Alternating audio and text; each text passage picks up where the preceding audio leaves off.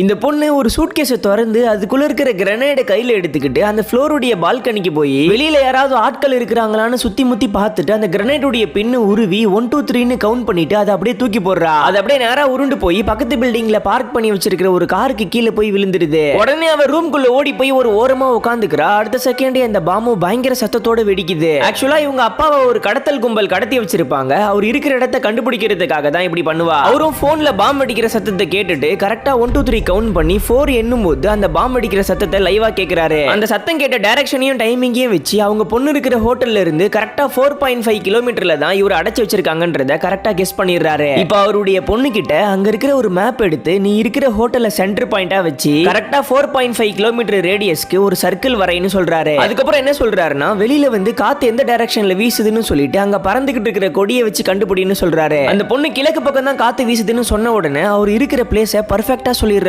அதுக்கப்புறம் அவங்க பொண்ணு அந்த இடத்தை கன்ஃபார்ம் பண்றதுக்காக அவர் சொன்ன இடத்துக்கு ஓடி வந்து இன்னொரு கிரனைட் பாம்பை தூக்கி வீசுறா. பார்த்தா அவர் சொன்ன இடம் 100% கரெக்டா இருக்குது.